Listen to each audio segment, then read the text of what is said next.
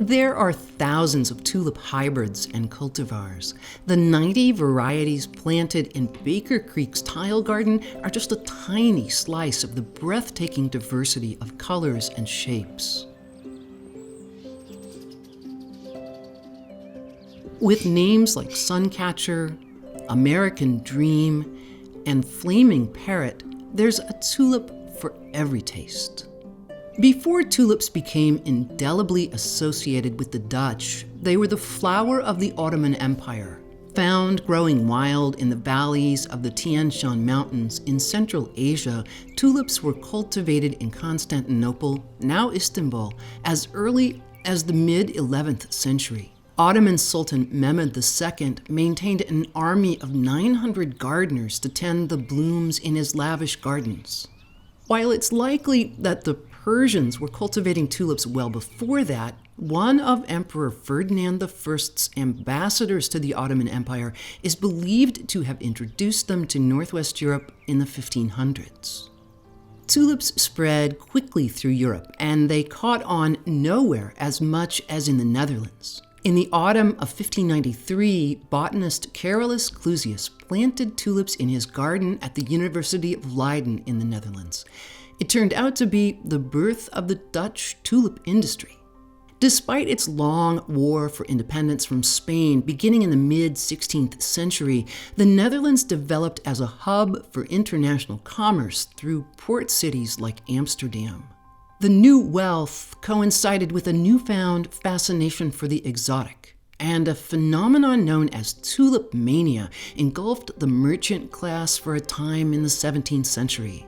Tulip exchanges were set up on the stock exchanges of Amsterdam and other cities, and Dutch speculators spent lavishly on tulip bulbs until the bottom fell out of the market in the 1630s. Contrary to popular myth, however, the burst of the tulip bubble didn't wreak widespread financial ruin, though it does offer an object lesson in greed. Driving tulip mania was a particular appetite for so-called broken bulbs, with their striking variations of colors and patterns. People didn't know it at the time, but the stunning blooms were caused by a mosaic virus that over successive generations weakens the bulb's ability to multiply or blossom. In the frenzy of the time, though, it didn't matter. Broken tulips were immortalized in paintings and fetched absurdly high prices. The red and white Semper Augustus was the most famous of them.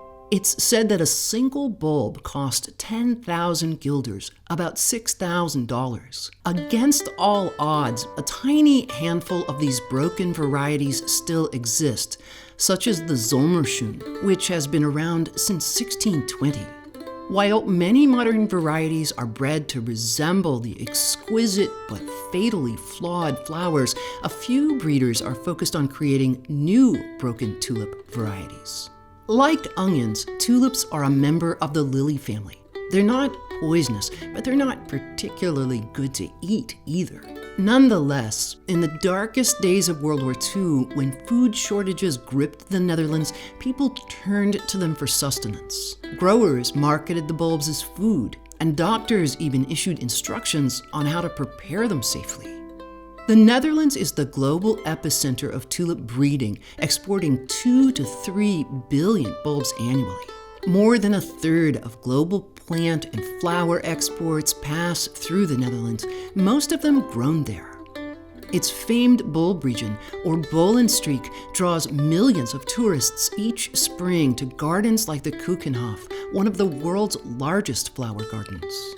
Tulip festivals also draw crowds in American cities settled by Dutch immigrants, including Holland, Michigan, and Pella, Iowa. Our tulips come from Fluwel Bulb Company, a Dutch company with a wonderful tradition of innovative and gorgeous varieties. With so many to choose from, tulip gardens are always a feast for the eyes.